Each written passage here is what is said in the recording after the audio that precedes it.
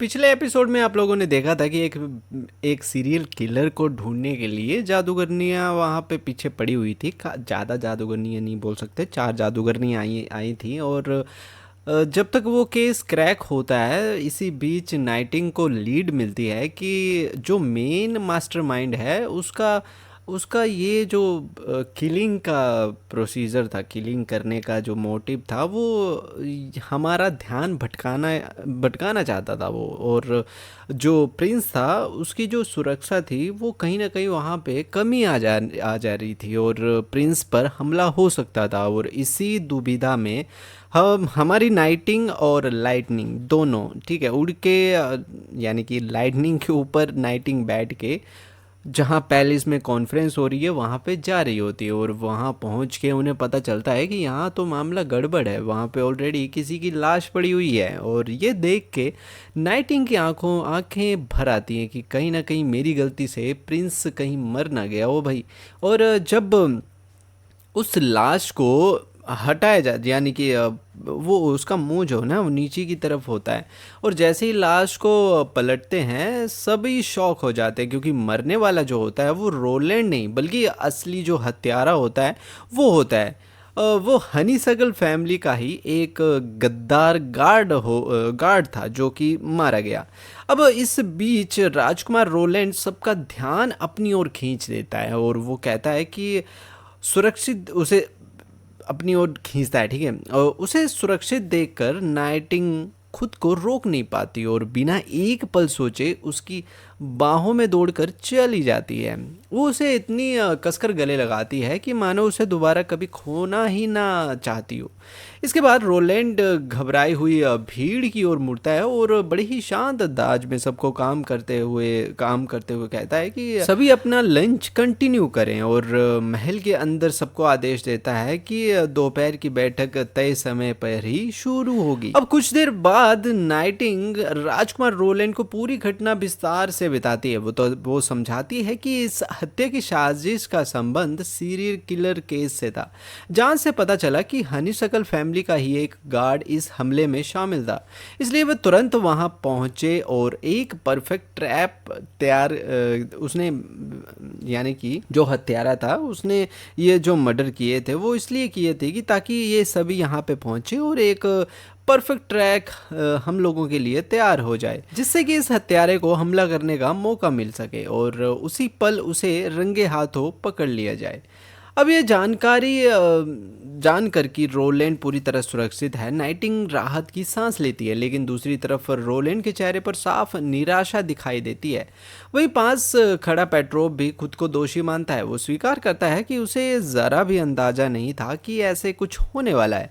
राजकुमार Rowland उसे शांत करते हुए उठने के लिए कहता है। वो साफ शब्दों में कहता है कि उसे किसी पर ब्लेम डालना पसंद नहीं है, लेकिन साथ ही वो ये भी याद दिलाता है कि सुरक्षा में इतनी बड़ी सिक्योरिटी लूप होल छोड़ना और कर्मचारियों को ठीक से जो कर्मचारी हैं उनका ठीक से बैकग्राउंड चेक ना करना पेट्रोव की सबसे बड़ी गलती थी। अब इसके बाद राजकुमार रोलैंड पेट्रोव को इस पूरे मामले की गहराई से इन्वेस्टिगेशन करने का आदेश देता है।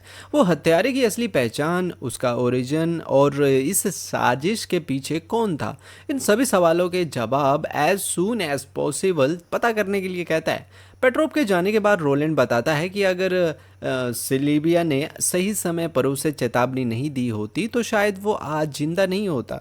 वो ये भी कहता है कि हत्यारों ने सबसे बड़ी फैटल मिस्टेक कॉन्फ्रेंस हॉल के अंदर हमला करने की जो कोशिश है वो की है। दरअसल उस हॉल में किसी भी तरह का हथियार लाने की अनुमति नहीं थी, लेकिन क्योंकि हत्यारा खुद एक गार्ड था इसलिए वो अपनी वर्दी के अंदर एक डैगर छिपाकर अंदर आने लाने में कामयाब हो गया। लेकिन उससे भी बड़ी गलती उसने तब की जब वो अपने साथ डिवाइन जजमेंट स्टोन भी लेकर आया। बाहर ड्यूटी के दौरान गार्ड के लिए इसे पहनना बिल्कुल सामान्य बात थी, लेकिन कॉन्फ्रेंस हॉल के अंदर वही पत्थर उसे भीड़ से सबसे अलग बना रहा था, खासकर इसलिए क्योंकि किसी भी नोबल को वो पत्थर रखने की अनुमति नहीं थी। भीड़ में थोड़ी सी दूरी होने की वजह से सिल्विया ने उसे तुरंत नोटिस कर लिया। उसे बिना एक सेकंड गंवाए रोलैंड को वो उसने यानी कि सिल्विया ने वार्निंग दी भाई रोलैंड को। अब चेतावनी मिलते ही रोलैंड ने फौरन अपनी रिवॉल्वर निकाली और उसकी सेफ्टी लॉक हटा दी। हत्यारे ने राजकुमार पर चाकू से हमला तो किया, लेकिन ब्लेड रोलैंड के खास प्रोटेक्टिव आउटफिट को भेद नहीं पाया। यही उसकी ज़िंदगी बचाने की सबसे बड़ी वजह बन गई। अगले ही पल रोलैंड ने लगभग पॉइंट ब्लैंक रेंज से फायर कर दिया। 12 mm की 2 गोलियां हत्यारे के शरीर को चीरती हुई निकल गई और उसने मौके पर ही दम तोड़ दिया। कुछ ही सेकंड में पूरा मामला अंडर कंट्रोल आ गया और हालात बिगड़ने से पहले ही खत्म हो गए। लेकिन नाइटिंग अब भी सबसे ज़्यादा घबराई हुई थी। उसके मन में बस एक ही सवाल घूम रहा था, अगर रोलैंड समय पर सेफ्टी ना हटा पाता या उसकी रिवॉल्वर ने उस वक्त काम करना बंद कर दिया होता तो आज नतीजा वो कुछ और ही होता। अब इस घटना के बाद सबसे ज़्यादा जो निराश हुई है वो नाइटिंग पे है, क्योंकि उसने कुछ देर के लिए राजकुमार को अकेला छोड़ दिया था। बेचारी नाइटिंग, जिसका सपना सिर्फ एक बेहतरीन स्पाई बनने का था, बार बार माफ़ी मांगते मांगते फूट फूट के रोने लगती है। वो कसम खाती है कि अब चाहे कुछ भी हो जाए वो दोबारा कभी राजकुमार को बिना सुरक्षा के अकेला नहीं छोड़ेगी। लेकिन नाइटिंग अभी भी गुस्से में थी। लाइटनिंग की बात कर रहा हूँ मैं यहाँ पे, नाइटिंग की बात नहीं कर रहा हूँ, लाइटनिंग की बात कर रहा हूँ। वो रो रही है, छोटी बच्ची, ठीक है, उड़ने वाली। अब नाइटिंग की बात करता हूँ। नाइटिंग जो है वो अभी भी गुस्से में थी। उसका कहना था कि लाइटनिंग और मैगी ने अपनी ड्यूटी पूरी नहीं की, इसलिए उन्हें सज़ा मिलनी ही चाहिए। अगर उस वक्त लाइटनिंग वहीं मौजूद होती तो शायद वो राजकुमार को खतरे से दूर ले जा सकती थी। हालांकि रोलैंड को नहीं लगता कि इतनी कड़ी सज़ा जरूरी है, लेकिन नाइटिंग बार बार इस पर जोर देती रहती है। आखिरकार रोलैंड मान जाता है और लाइटनिंग को ऐसी पनिशमेंट देता है जिसे सुनकर हर कोई हैरान रह जाता है। उसकी सज़ा क्या थी? लंच के बाद पूरे 3 घंटे तक मैथ और साइंस की एक्स्ट्रा पढ़ाई करना। भाई सुनने में भले ही मजाक लगे, लेकिन बेचारी लाइटनिंग के ये जो भैया सजा थी वो नाइटमेयर से कम नहीं थी। भाई उसका चेहरा ऐसा पड़ गया मानो उसकी पूरी दुनिया ही खत्म हो गई हो। हालात इतने खराब हो जाते हैं कि उसके पैर तक जवाब दे जाते हैं और आखिर में सिल्विया को उसे लगभग घसीट कर वहां से ले जाना पड़ता है। कुछ देर बाद नाइटिंग खुद भी पछताने लगती है। उसे लगता है कि अगर वो खुद राजकुमार के साथ होती तो शायद ये हमला कभी सफल होता ही नहीं। लेकिन रोलैंड उसे समझाता है कि उसने कोई गलती नहीं की। वो कहता है कि हत्यारे की पूरी रणनीति यही थी कि नाइटिंग को कॉन्फ्रेंस हॉल से दूर रखा जाए, क्योंकि जब तक वो वहाँ मौजूद रहती इतनी ताकतवर जादूगरनी के रहते हमला करना लगभग नामुमकिन हो जाता। उसे रास्ते से हटाना ही हत्यारे की सबसे बड़ी योजना थी। फिर भी नाइटिंग का दिल मानने को तैयार नहीं था। उसे लगता रहा कि हत्यारा अपनी कोशिश में लगभग सफल ही हो गया था। लेकिन रोलैंड मुस्कुराकर कहता है कि फेलियर आखिरकार फेलियर ही होता है और इस हत्यारे की सबसे बड़ी असफलता की वजह तुम ही थी। वो नाइटिंग को धन्यवाद करता हुआ कहता है कि उसकी चिंता और वफादारी ही वो दिल से उसकी जो वफादारी है और उसका जो चिंता है उसका वो दिल से कदर करता है। ये शब्द सुनते ही नाइटिंग के चेहरे पर आखिरकार मुस्कान लौट आती है। इसके बाद इन्वेस्टिगेशन शुरू होती है। जांच से पता चलता है कि हत्यारा शाओ पश्चिमी क्षेत्र का रहने वाला नहीं था। वो पहले ड्यूक रेयान की गश्ती सेना का सैनिक रह चुका था। पहले पेट्रोव और नाइटिंग दोनों का मानना था कि ये हमला ड्यूक रेयान के बदले की भावना से नहीं किया गया।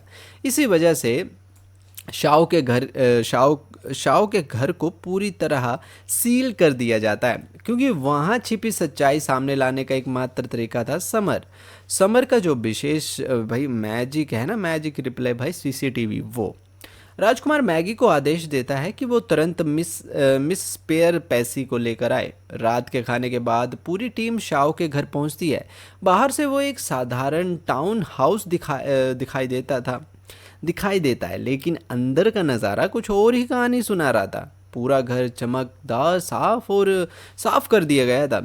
एक भी कागज, एक भी सुराग, कुछ भी नहीं छोड़ा गया था। ये साफ था कि असली अपराधी पहले से ही हर सबूत मिटाने की पूरी योजना करके बैठा था। अब बारी थी मैजिक रिप्ले की। समरी अपना जादू शुरू करती है, जबकि मैगी अपना एक्स्ट्रा माना उसे देती है ताकि जादू ज़्यादा देर तक चलता रहे। रोलैंड को पूरा भरोसा था कि इस बार कोई भी छोटी सी छोटी डिटेल छूटनी नहीं चाहिए, और अगर कुछ छूट भी गया तो सारिया और रियल टाइम ड्राइंग हर पल का रिकॉर्ड पहले से तैयार रखेगी। रिप्ले के दौरान अचानक रोलैंड की नज़र एक बेहद परिचित ज्वेलरी पर पड़ती है। वो तुरंत सारा से कहता है कि उसका चित्र बनाओ, क्योंकि मुझे लगता है कि मैंने इसे पहले कहीं देखा है। चित्र पूरा होते ही बड़ा खुलासा होता है। वो एक शाही जेम था जिस पर स्टार टावर और स्पेयर का निशान बना हुआ था, यानी सीधा रॉयल कोर्ट का प्रतीक। ये देखकर नाइटिंग को शक होता है कि शायद शाओ को टिमोथी ने भेजा था, लेकिन रोलैंड इससे सहमत नहीं होता। उसका कहना था कि ये जो रत्न है पहले उसके पिता किंग बिम्डन के पास हुआ करता था। उसने बचपन में इसे अपने जो ऑफिस था उसमें देखा था, कई बार देखा था वहाँ पे। जब उसने जब उसने इसके बारे में पूछा था तब उसके पिता ने बताया था कि ऐसा हर रत्न राज सिंहासन के प्रति वफादार एक गुप्त योद्धा का प्रतीक होता है। जिसने ज़्यादा ज़्यादा ऐसे रत्न उतना ही जिसके पास ये रत्न हैं, जितने ज़्यादा रत्न होंगे वो उतना ही मजबूत राजा होगा और उसका शासन उतना ही बढ़िया होगा। यहीं से रोलैंड एक नई थ्योरी सामने रखता है। उसके मुताबिक शाओ शायद ड्यूक रेयान का नहीं बल्कि वर्षों पहले से महल महल में छुपे हुआ एक स्लीपर एजेंट था। तभी सवाल उठता है कि अगर ऐसा था तो रोलैंड को मारने की कोशिश उसने क्यों की। रोलैंड का अनुमान था कि शायद टिमोथी को उन गुप्त अंगूठियों की सूची मिल चुकी होगी। जैसे ही उसे शाओ की सिंबल रिंग मिली, शाओ के पास उसके आदेश मानने के अलावा कोई रास्ता नहीं बचा। आखिरकार शाओ अपनी पहचान वाली उस अंगूठी को खुद ही नष्ट कर देता है, क्योंकि उसके मुताबिक अगर निशान ही नहीं रहेगा तो किसी का आदेश भी नहीं रहेगा। अब उसी रात जब महल पूरा शांत हो चुका था, नाइटिंग चुपचाप अपने कमरे से निकलती है और दबे पांव राजकुमार रोलैंड के कमरे में की ओर बढ़ती है। लेकिन उसके दिल में अब भी एक गहरा गिल्ट था, क्योंकि उसे लग रहा था कि आज जो भी कुछ हुआ है उसके लिए कहीं ना कहीं वो भी जिम्मेदार है। अब उसका रिश्ता सिर्फ एक बॉडीगार्ड और राजकुमार का नहीं रहा था, उनके बीच एक गहरा भावना वाला ना कनेक्शन बन चुका था। लेकिन अब वो अपनी भावनाओं को और ज़्यादा दबा नहीं सकती थी। भाई बंदी भाई प्यार में डूबी है यार। अब अगली सुबह राजकुमार रोलैंड की आंख खुलती है। पिछली रात की घटनाओं की वजह से उसका शरीर पूरी तरह थका हुआ था। वो देखता है कि उसका ब्रेकफास्ट पहले से ही मेज पर रखा है।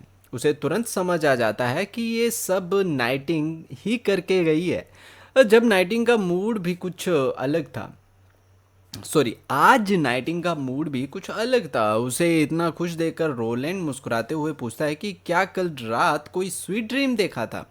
अब ये सुनकर नाइटिंग हल्का सा शर्माती है, क्योंकि पिछली रात जो कुछ हुआ वो उसके लिए किसी ड्रीम से कम नहीं था। इसलिए वो बिना कुछ छिपाए उसकी बात मान लेती है। इसके बाद रोलैंड उसे याद दिलाता है कि आज उसे उसके साथ चलना होगा। उसका मानना था कि अगर टिमोथी सच में उन गुप्त अंगूठियों की लिस्ट हासिल कर चुका है तो पश्चिमी क्षेत्र में और भी कई स्लीपर एजेंट्स छिपे हो सकते हैं। लेकिन वो उन सभी से पूछताछ नहीं कर सकता, और सबसे बड़ी बात तो उनमें से कुछ एजेंट इतने काबिल हो सकते हैं कि उन्हें बेवजह ख़त्म करना बहुत बड़ी गलती होगी। नाइटिंग बिना एक पल सोचे कहती है कि वो जहाँ भी जाएगा हर कदम वो उसके साथ चलेगी। थोड़ी देर बाद रोलैंड बताता है कि उनका अगला डेस्टिनेशन है माइंस और सॉल्ट वेल्स। दरअसल पश्चिमी क्षेत्र में आने का ये भी उसका एक बड़ा मकसद था।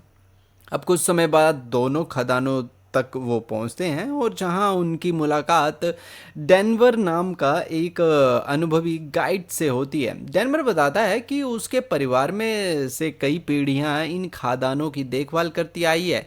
सबसे पहले इन खादानों की खोज भी उसके पूर्वजों ने ही की थी। कैली फैमिली लगातार 3 ड्यूक की सेवा कर चुकी है। उनके पास इतने विशाल और पुराने मैप्स हैं कि वे लगभग एक इंसान जितने ऊंचे हैं। इन खदानों को उनसे बेहतर शायद ही कोई जानता हो। रोलैंड चारों तरफ नज़र दौड़ा कर पूछता है कि यहाँ कोई काम क्यों नहीं कर रहा।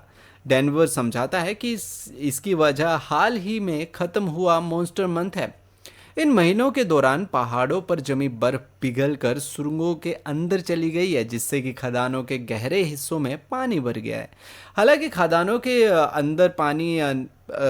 अंदर से पानी निकालने के लिए ड्रेनेज सिस्टम और गहरे वॉल्स पहले से ही मौजूद हैं, लेकिन इतना पानी जमा हो चुका है कि पूरी तरह निकालने में अभी काफ़ी समय लगेगा। अब समस्या ये थी कि ड्रेनेज वेल बहुत जल्दी भर जाते थे, इसलिए पानी पूरी तरह बाहर निकाल पाना लगभग नामुमकिन हो जाता था। इसी वजह से फिलहाल पूरी माइनिंग ऑपरेशन बंद कर दी गई थी। डेनवर बताता है कि अब दोबारा काम सिर्फ गर्मियों में ही शुरू हो सकता है। ये सुनकर रोलैंड तुरंत कहता है कि अगर हमारे पास कुछ स्टीम इंजन हो तो ये समस्या हमेशा के लिए ख़त्म हो सकती है। डेनवर हैरानी से उसकी तरफ देखता है, और क्योंकि उसने पहले कभी स्टीम इंजन का नाम तक नहीं सुना था, तब रोलैंड उसे विस्तार से समझाता है कि ये एक ऐसी मशीन है जो लगातार पानी बाहर निकाल सकती है। यानी खदानें सिर्फ कुछ महीनों के लिए नहीं बल्कि पूरे साल 24/7 ऑपरेशनल रह सकती हैं। ये बात सुनकर डेनवर पूरी तरह से दंग रह जाता है। इसके बाद सभी लोग खादान के और अंदर जाने की तैयारी करते हैं, लेकिन तभी डेनवर उन्हें रोकता है। वो कैली फैमिली की तरफ से राजकुमार को एक खास गिफ्ट भेंट करता है।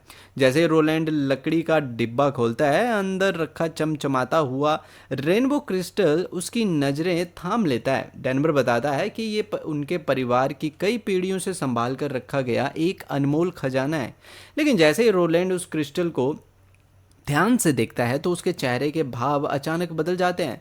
वो कहता है, रुको, मैंने इसे पहले भी कहीं देखा है। उसे अपनी पिछली दुनिया की याद आ जाती है। वो तुरंत पहचान लेता है कि ये कोई साधारण पत्थर नहीं बल्कि डायस्पोर है। अब इसका नाम शायद मैं गलत ले रहा हूँ, पर डीस्पोर है या फिर डायस्पोर है, ठीक है।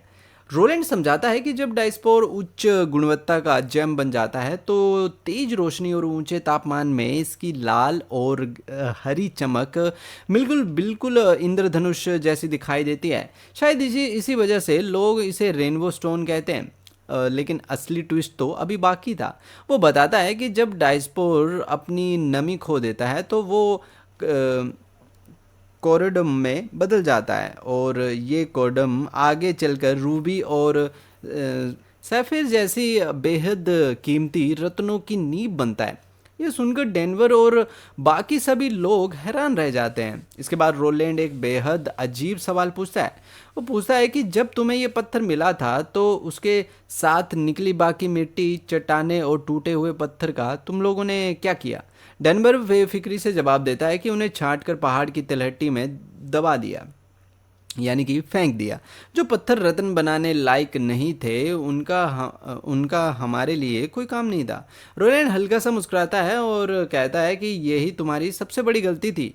वो आगे समझाता है कि जिन्हें वे बेकार समझकर फेंक रहे थे असल में वही इस खादान का सबसे बड़ा खजाना है, क्योंकि डायस्पर मुख्य रूप से एल्युमिनियम ऑक्साइड से बना होता है, और ये बॉक्साइड एक महत्वपूर्ण बाई प्रोडक्ट है। यानी सीधा मतलब है कि इस पूरी खदान में एल्युमिनियम का विशाल भंडार छिपा हुआ है। रोलैंड बताता है कि फेंकी गई मिट्टी और चट्टानें ही भविष्य में स्मेल्टिंग के लिए सबसे कीमती रॉ मटेरियल साबित होंगी। वो आगे कहता है कि एल्युमिनियम लोहे की तुलना में कहीं हल्की, जंग विरोधी और बेहद उपयोगी धातु है। यही वजह है कि भविष्य में इंडस्ट्री ट्रांसपोरेशन और यहाँ तक कि एयरक्राफ्ट टेक्नोलॉजी में भी इसकी सबसे बड़ी भूमिका है। ये खोज रोलैंड की उम्मीद से भी कहीं ज़्यादा बड़ी थी। पहले उसकी योजना दूसरी आयरन माइंस पर काम शुरू करने की थी, लेकिन अब सब कुछ बदल चुका था। वो तुरंत फैसला करता है कि सबसे पहले इसी सुरंग की पूरी एक्सप्लोरेशन की जाएगी। इसी बीच कहानी का दृश्य बदलकर स्लीपिंग आइलैंड पहुंच जाता है, जहां पर राजकुमार टीली और बाकी जादूगरनियों को लेकर आया हुआ जहाज आखिरकार बंदरगाह पर पहुंच चुका था। जैसे ही जहाज किनारे लगता है, आइलैंड की सभी जादूगरनियां खुशी से उसकी तरफ दौड़ पड़ती हैं। कोई उसे गले लगा रही होती है तो कोई खुशी से रो रही होती है। काफ़ी समय बाद अपनी बहनों से मिलकर टिली के मन में सिर्फ एक ही एहसास आता है, चाहे मैं कहीं भी जाऊं, मेरा असली घर हमेशा यही रहेगा। एक ऐसा घर जो जादूगरनियों ने जादूगरनियों के लिए बनाया है। तभी हमारे हरे बालों वाली जादूगरनी कैमिला आगे बढ़कर टिली का स्वागत करती है। टिली भी उसे देखकर खुश हो जाती है और उसकी गैर मौजूदगी में पूरे इलाके की देखभाल करने के लिए दिल से धन्यवाद करती है। कैमेलिया मुस्कुराते हुए जवाब देती है कि सब कुछ बिल्कुल स्मूथली चला और उसके मुताबिक स्लीपिंग मैजिक तैयार करना और अब तक का सबसे शानदार आइडिया साबित हुआ। हालांकि कैमेलिया के पास बताने के लिए बहुत कुछ था, लेकिन उसने तय किया कि बाकी सारी डिटेल्स वो बाद में बताएगी। अभी सबसे ज़रूरी था कि प्रिंसेस टीली लंबी यात्रा के बाद थोड़ा आराम कर ले। इधर बाकी जादूगरनियां टीली का सामान उतारना शुरू करती हैं। सबके चेहरे पर एक ही एक्सप्रेशन था, शायद इस बार कोई शानदार गिफ्ट या नया परफ्यूम, खूबसूरत सोप या फिर कोई मज़ेदार चीज़ मिल जाए। लेकिन जैसे ही एक बड़ा सा बक्सा खुलता है, सबकी खुशी का पल गायब हो जाता है। अंदर से निकलती है सिर्फ बड़ी बड़ी मोटी मोटी बुक्स। पूरे माहौल में कुछ सेकंड के लिए सन्नाटा छा जाता है। तभी कैमिलिया हंसते हुए पूछती है कि प्रिंसेस, क्या अब आप सबको पढ़ाने वाली हैं? टिली मुस्कुराकर जवाब देती है कि हाँ बिल्कुल। फिर वो कहती है कि सिर्फ जादू सीख लेना काफ़ी नहीं होता, असली ताकत नॉलेज में होती है। जितना इंसान सीखता है उसकी सोच उतनी ही बड़ी हो जाती है और वही उसे पहले से कहीं ज़्यादा मजबूत बनाती है। तभी थंडर बीच में बोल पड़ता है। वो कहता है कि सुनने में तो शानदार लगता है, लेकिन एजुकेशन कोई आसान काम नहीं है। इसके लिए बहुत सारा टाइम, मनी और धैर्य चाहिए। जब लोग पढ़ाई करेंगे तो काम कौन करेगा? और सबसे बड़ी बात, इसका रिजल्ट भी तुरंत नहीं मिलता। लेकिन टिली बिना एक पल सोचे जवाब देती है, शायद परिणाम देर से मिले, लेकिन जब मिलेंगे तब दुनिया बदल देंगे। एजुकेशन आम इंसान की ज़िंदगी भी बदल सकती है। उसकी बात सुनकर कुछ पल के लिए सभी लोग चुप हो जाते हैं। इसके बाद टिली और थंडर काफ़ी समय एक दूसरे के साथ गर्मजोशी से स्वागत करते हैं। फिर थंडर मुस्कुराते हुए पूछता है कि तो बताओ, पश्चिमी क्षेत्र का सफ़र कैसा रहा? क्या तुम्हें अपने सभी सवालों के जवाब मिल गए? टिली गहरी सांस लेती है और धीरे से सिर हिलाती है। नहीं, अभी नहीं। वो बताती है कि राजकुमार रोलैंड बेहद सीक्रेटिव इंसान है। वो अपनी हर योजना और हर राज को इतना सावधानी से छिपा कर रखता है कि उसके बारे में कुछ भी जानना आसान नहीं है। लेकिन अगले ही पल उसके चेहरे पर हल्की सी मुस्कान आ जाती है। एक बात जरूर है, पश्चिमी क्षेत्र बिल्कुल वैसा नहीं था जैसा मैंने सोचा था। वो मेरी उम्मीदों से कहीं ज़्यादा विकसित, ज़्यादा व्यवस्थित और ज़्यादा अद्भुत निकलता है। और यही बात उसे सबसे ज़्यादा हैरान कर गई। टिली आगे बताती है कि सबसे हैरान करने वाली बात यह थी कि प्रिंस रोलैंड के नेतृत्व में पूरा पश्चिमी क्षेत्र तेजी से डेवलप कर रहा था। वहाँ हर तरफ तरक्की दिखाई दे रही थी, मानो उसका शासन सचमुच लोगों की जिंदगी बदल रहा हो।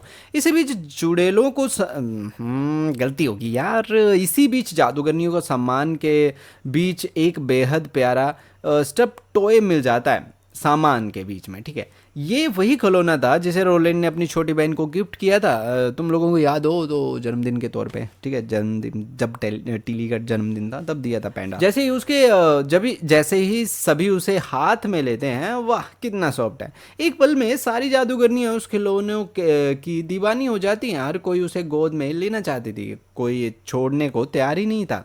इतनी भीड़ और लगातार सवालों से बचने के लिए टिली मुस्कुराते हुए कहती है कि पहले सीलिया की रिपोर्ट सुन लेते हैं, बाकी बातें बाद में। अब कुछ ही देर बाद सभी लोग ऑफिस में इकट्ठा हो जाते हैं। वही थंडर को पहली बार टिली द्वारा जुटाई गई सारी कॉन्फिडेंशियल इंफॉर्मेशन पढ़ने का मौका मिलता है। जैसे जैसे वो पन्ने पलटता है, उसकी आंखें हैरानी से और बड़ी हो जाती हैं। इन दस्तावेजों में सब कुछ दर्ज था, डीमंस के अस्तित्व से लेकर उस चौंकाने वाले सच की जिन खंडरों के लोग प्राचीन सभ्यता मानते थे वे असल में जादूगरनियों द्वारा बनाए गए थे। और सबसे बड़ा ट्विस्ट, बॉर्डर टाउन में एक ऐसी प्राचीन जादूगरनी भी मिली है जो पूरे 400 सालों से जिंदा थी। इतनी सारी विश्वास ना करने वाली जानकारियां पढ़ने के बाद थंडर गहरी सांस लेते हुए कहता है कि टिली, तुमने इस बार सफ़र में जितना सीखा है शायद मैं अपनी पूरी ज़िंदगी में भी उतना नहीं सीख पाया। टिली हल्की सी मुस्कुराती है और फिर उससे एक सवाल पूछती है। वो कहती है कि तो बताओ, डीमंस के बारे में जानकर तुम्हें डर नहीं लगा? थंडर कुछ पल सोचता है और फिर हंसते हुए जवाब देता है कि डर तो लगा था थोड़ा, लेकिन मेरी जो क्या बोलते हैं उसे यार, उसे यार मेरी जो मेरा मेरे अंदर जो कीड़ा है ना, जो एक्सप्लोर करने वाला कीड़ा है, वो उस इस डर से भी कहीं ज़्यादा बड़ा है। एक सच्चे एक्सप्लोरर की तरह उसकी आंखों में अब सिर्फ एक ही सपना था, उस 400 साल पुरानी जादूगरनी अगाथा से खुद मिलना।